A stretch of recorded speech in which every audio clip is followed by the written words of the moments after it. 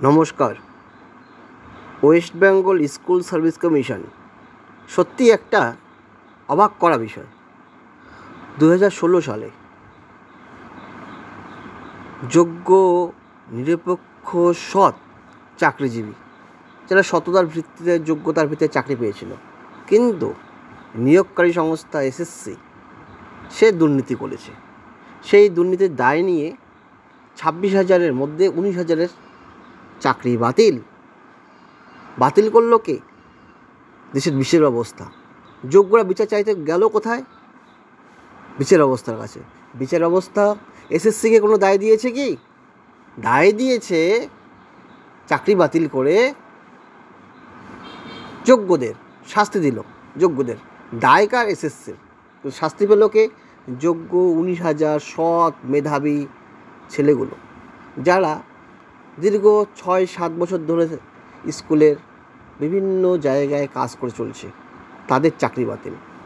এই চাকরি বাতিলের ফলে যোগ্য শিক্ষক সুবল সোরেনের মৃত্যু গতকাল 15 আগস্ট হয়েছে। ডেবরার শিক্ষক তিনি বিভিন্ন আন্দোলনে অংশগ্রহণ করেছিলেন। তার মৃত্যুতে ক্ষোভে পেটে পড়েছিল যোগ্য চাকরিহারারা। তাকে নিয়ে প্রতিবাদ করেছিল বিভিন্ন জায়গায়, এবং ডেবরায় এনএস অবরোধ করে প্রতিরোধ করেছিল আন্দোলনের অন্যতম মুখ সঙ্গীতা সাহা, কৃষ্ণগোপাল চক্রবর্তী প্রমুখরা। কিন্তু গতকালকে পুলিশ যে অমানবিক কাজ করেছে যোগ্য চাকরিহারাদের প্রতিবাদ দমন করতে গিয়ে, সবাইকে রাস্তার মধ্যে ফেলে দিয়েছে। সবাই অসুস্থ।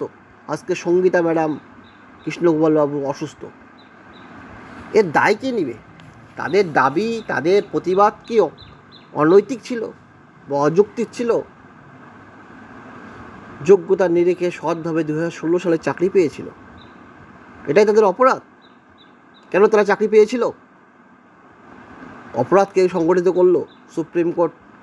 কেন ভিতরে যাবে না বিষয়টার ভিতরে? অপরাধ সংগঠিত করলো কে? সুপ্রিম কোর্টের কি দায় পড়েনি? যোগ্যদের চাকরি বাতিল করার সুপ্রিম কোর্টের দায় পড়েছে? অযোগ্য নিয়োগ করলো কে? সুপ্রিম কোর্ট খুঁজবে না? যোগ্যদের চাকরি খেয়ে নেবে, জীবিকা খেয়ে নেবে? স্বর্গ থেকে মর্তে ভগবানও আসলে তার বেঁচে থাকার জন্য খাদ্যবস্ত্র দরকার। সেই খাদ্যবস্ত্র কেড়ে নিচ্ছে যোগ্যদের বিনা অপরাধে ভারতবর্ষের সুপ্রিম কোর্ট। ন্যায়ের মন্দির সুপ্রিম কোর্ট। যে দুর্নীতিগ্রস্ত সরকার, যে দুর্নীতিগ্রস্ত এসএসসি, তাকে আবার নিয়োগের দায়িত্ব।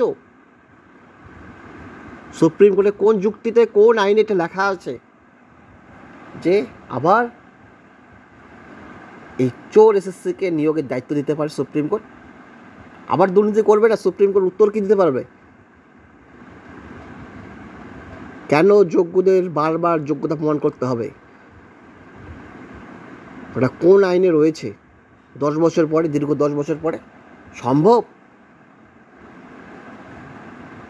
এই যোগ্য শিক্ষক সুবল সোরেনের মৃত্যু দেশের বিচার অবস্থার যে কালো দিক, ন্যায় বিচারের জায়গায় যে বৈষম্য রয়েছে, সেই বৈষম্যকে তুলে চোখে আঙ্গুল দিয়ে দেখিয়ে দিয়েছে। আর রাজ্যের রাজনৈতিক দলগুলো সেটা আর বলার অপেক্ষা রাখে না। মানুষ রাজনীতি করে মানুষের অধিকার ফিরিয়ে দেওয়ার জন্য, ন্যায্য অধিকার ফিরিয়ে দেওয়ার জন্য। বাংলার রাজ্যের ক্ষেত্রে তৃণমূল সরকার 2016 সালে চাকরি দিল, সেই চাকরি চলে যাচ্ছে, সেই কর্মসংস্থান চলে যাচ্ছে। আর এই সরকার বলছে বাইরে থেকে পরিযায়ী শ্রমিক এনে, রাজ্যের পরিযায়ী শ্রমিক এনে রাজ্যে চাকরি দেবে। যারা যোগ্যতা নিরিখে চাকরি পেয়েছে তাদের চাকরি রক্ষা করতে পারলো না, আবার পরিযায়ী শ্রমিকদের এনে চাকরি দেবে? কোন যুক্তি? দুর্নীতি একবার হয়েছে, আবার দুর্নীতি। আর বিরোধী দল এরা কাদের অধিকার ফিরতে চায়? কাদের অধিকার এরা স্থাপিত করতে চায়? ভাবুন, এরা যোগ্যদের চাকরি বাতিল হচ্ছে সেই নিয়ে এদের কোনো ধরনের টু শব্দ নেই। এরা নাকি 22 লক্ষ ক্যান্ডিডেটের প্রতিনিধি। আরে বাবা, 26,000 নিয়োগে কখনো কি সব অ্যাপ্লিক্যান্টে চাকরি পেতে পারে? সেখানে তো সিবিআই তদন্তের মাধ্যমে 6,000 জন না 5,000 জনকে অযোগ্যকে চিহ্নিত করা হয়েছে নিয়োগপ্রাপ্ত, তাদের জন্য কি যোগ্যরা ভুগবে? তাদের জন্যই কি 22 লক্ষ পরীক্ষার্থী বঞ্চিত হয়েছিল? অবাক করা কুযুক্তি। এইবার তো 5,80,000 ফর্ম ফিল আপ করেছে 9, 10, 11, 12-এ, পোস্ট রয়েছে 33,000।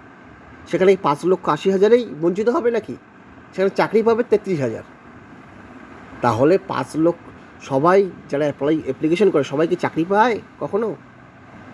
বিরোধী দলের, বিজেপি এবং বাম বিরোধী দলের এই বক্তব্য সত্যি ন্যক্কারজনক, কুযুক্তিক।